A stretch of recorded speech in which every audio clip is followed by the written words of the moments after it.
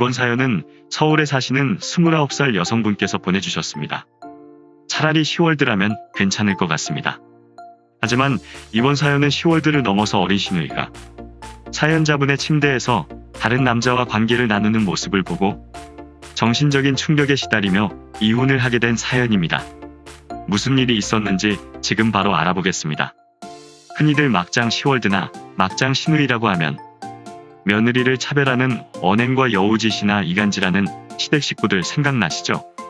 저는 이번에 2년간의 결혼 생활을 접고 이혼했습니다. 그것도 부부 사이의 문제가 아닌 상상을 초월하는 막장 시누이 덕에 말입니다. 시누이 이름을 가명으로 민정이라고 하겠습니다. 제 나이 이제 고작 29살인데 이혼녀에 돌싱되어버려서 너무도 분합니다. 그래서 이렇게나마 미친 시월드의 심각성을 많은 분들이 보시고 결혼 전에 가족분들 충분히 만나보고 생각하시길 바랍니다. 저는 27살에 결혼해 29살에 돌아온 싱글이 된 대한민국 서울에 사는 여자입니다. 남편과는 회사 동료 소개로 만나 첫 만남부터 대화도 잘 통하고 외모도 부족함이 없었으며 준비하는 과정에서 많이 싸운다고도 하는데 그런 부분도 별 문제가 없었고 다만 상견례 할 때 여동생이 학생이라 참석하지 못해 나중에 따로 보자는 것 외에는 어느 사람들 결혼하는 것처럼 흘러갔습니다. 남편과 저는 동갑이고 이제 남편이 아니지만 편의상 남편으로 지칭하겠습니다. 시누이인 여동생은 11살 차이가 난다더군요. 저희가 27세 결혼 준비 당시 16살이었는데 결혼하기 일주일 전에서야 보게 되었습니다. 시댁에 방문할 때마다 없었는데 학원 다니나 보다 했습니다.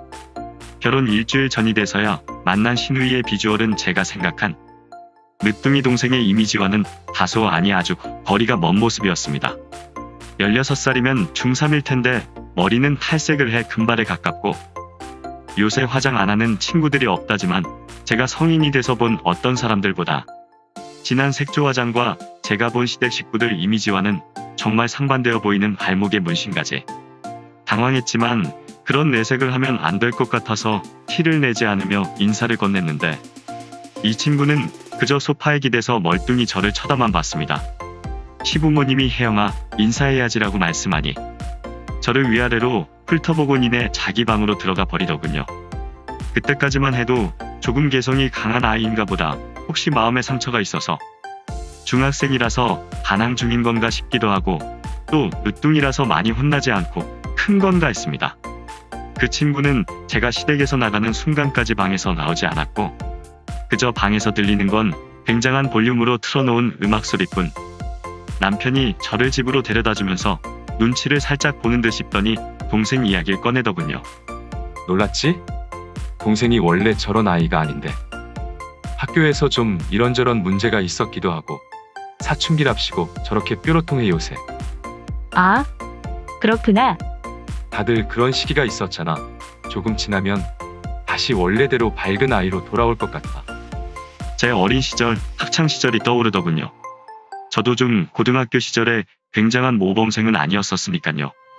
제가 직접 누군가를 괴롭히거나 선생님에게 대들거나 한 적은 없지만 굳이 분류를 하자면 저도 속칭 노는 친구들의 범주에 속하는 학생이었습니다. 요새 말로는 인싸라고 하려나요. 일진물이 친구들이랑 친하긴 했지만 그 아이들과 직접적으로 술 담배를 하거나 몰려다니면서 누군가에게 폭력을 가하진 않았습니다. 다만 그 아이들과 조금 더 친한 것이 특별해 보이기도 하고 누가 저를 함부로 대하거나 괴롭히지 않는다는 사실 정도에 만족하던 시절이요. 그러다 고등학교 때 이런 성적으로 대학도 못 가겠다 문득 정신을 차리고 다시 공부를 해서 겨우겨우 인서울 끝자락 대학에 붙었는데요.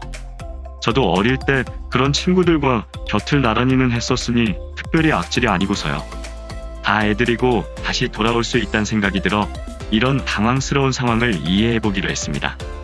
신우는 결혼식 당일에도 신랑 측 가족의 예의라고는 찾아볼 수 없는 친구들 만날 때나 입는 복장을 하고 왔지만 다행히 머리는 어두운 색을 입히고 와서 양가 어른들 모두 별말은 없었습니다. 학생이니까 편하게 입었겠지 하셨고요. 다만 제 친구들은 어두운 표정의 신우를 보고 염려스러운 말 한두 마디 하고 갔습니다. 신혼여행까지 다녀온 후 막장 신우이는 본색을 드러냈습니다. 결혼식 날까지 저하고 대면대면 말도 없던 아이가 신혼여행 돌아와 시댁 인사 간 날. 이번엔 소파에 떡하니 누워서 TV를 보면서 저기, 내 선물은? 하더군요. 저는 처음에 잘못 들었거나 남편한테 하는 말인 줄 알았기에 대꾸를 하지 않았습니다. 하지만 이내 선물 안 사온 거야? 라면 저를 똑바로 쳐다보더군요. 네. 어린아이지만 시누이고 친하지 않은 상태로 저는 존댓말로 대답을 했건만 이만할 어린 시누이는 또 선물 안 사온 거면 우리 집 왜 오는 건데? 머리를 얻어맞은 기분이었습니다. 선물, 내 선물. 당연히 사왔지 안 사왔겠습니까? 오자마자 선물 보따리 푸는 산타도 아니고 밥 먹고 차 마시고 선물 드리고 다 순서가 있는 건데 순서 모르는 건 그렇다 치고 왜 반말을 하는 건지 순간 열이 확 올라오는데 남편이 받아치더군요. 혜영아, 언니한테 그게 뭔 말버릇이야. 당연히 선물 사왔지. 언니가 너 선물은 특별하게 더 잘 골랐는데 말 이쁘게 하고. 이게 지금 혼내는 건지 설설 기는 건지 제 동생이었으면 반 죽였을 텐데 싶었습니다. 어레 미쳤나? 미쳤나? 시누이 입에서 정확히 꽂힌 단어였습니다. 속에서 천불이 나고 얼굴이 불그락 푸르락해지는데 시부모님이 달려나오시고 억지로 화기애애한 분위기 조성하며 그날 무슨 대화가 오가고 뭘 먹었는지조차 기억이 안 납니다.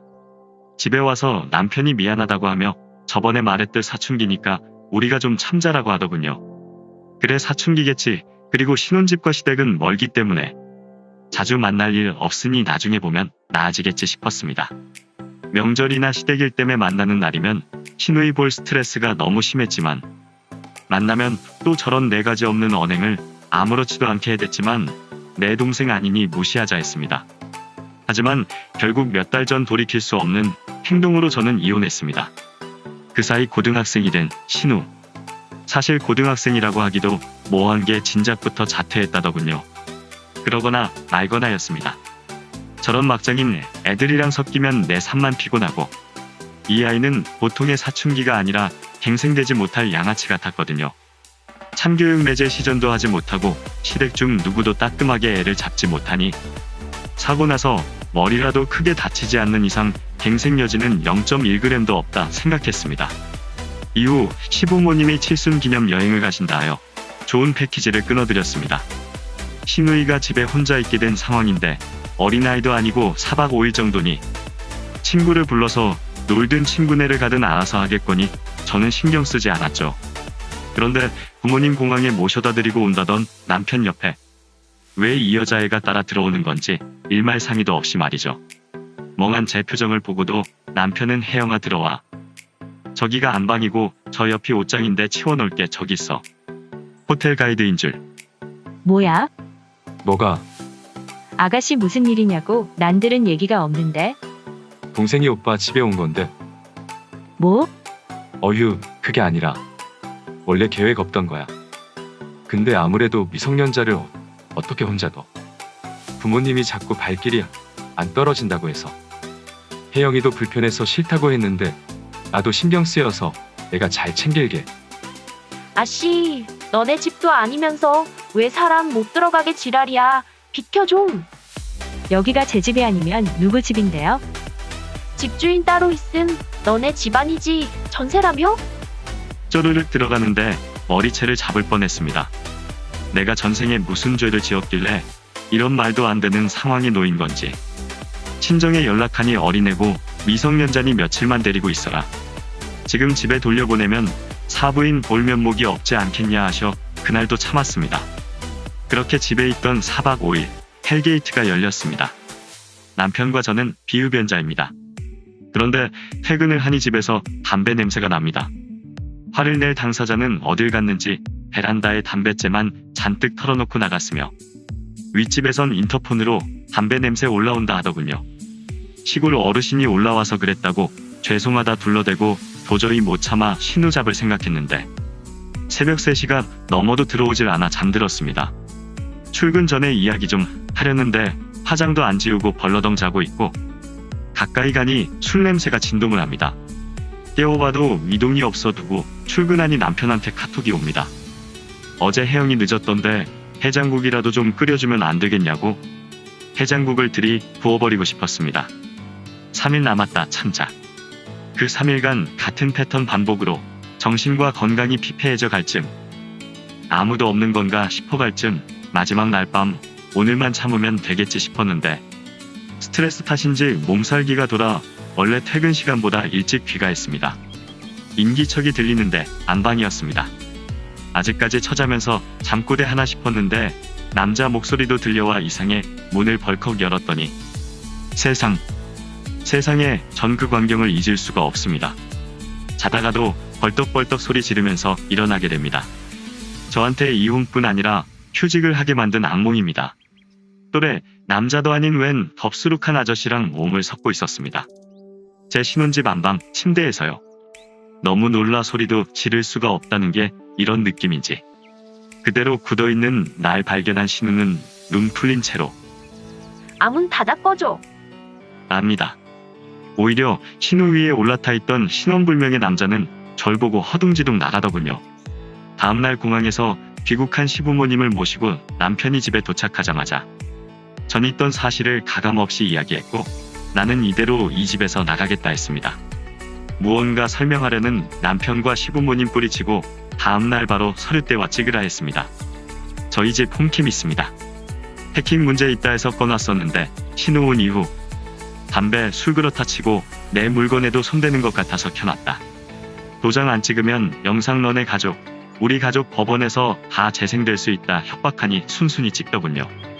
여러분이라면 이게 믿기시나요? 전 제 일이고 제 눈으로 보고도 안 믿깁니다. 이 신우이 애초에 머리를 심하게 다쳤던 게 아닐까 싶을 정도로요. 이 세상에 존재하는 개념이 아닌 듯합니다. 감싸는 식구들도요.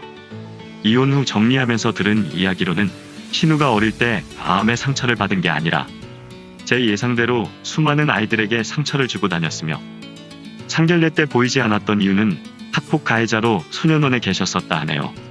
정말 대단합니다. 늦둥이라 오냐오냐 기른 것 외에도 집에서 혼을 내면 그 분풀이를 다른 집 아이들에게 폭력으로 풀어내는 미친 기질이라 건드리지 않은 것이라 합니다. 그저 집에만 들어오라며. 덥수룩한 남자는 누군지 아직도 모릅니다. 왜 우리 집까지 와서 뒹굴고 있었는지도 모릅니다. 그들이 뒹굴고 있던 자세는 성인인 제가 본 어느 야한 사진과 동영상 속 모습보다도 더 추잡한 현장이었습니다. 결혼 전에 상대방 가족 꼭 다 만나세요. 아무리 바빠도 직계가족은 웬만하면 옵니다. 해외가 있거나 깜방이 있는 거 아니면 옵니다. 다들 조심하세요. 이번 사연은 여기까지입니다. 저도 상견례 자리에서 상대방 가족은 꼭 다 만나야 한다고 생각합니다. 무슨 일이 있을지 모르는 일이며 혹시라도 참석하지 않는다면 나의 배우자가 참석하지 않은 분과 얼마나 친한 사이인지 확인해야 합니다. 남편이 동생과 연을 못 끊겠다면 당장 이혼하시고 앞으로는 행복한 일들만 있기를 응원합니다. 힘내세요. 오늘의 사연은 여기까지입니다. 사연에 관한 다양한 댓글 남겨주세요. 그리고 신청하실 사연이 있으시다면 아래에 메일 주소로 보내주시면 사연 제작을 도와드립니다.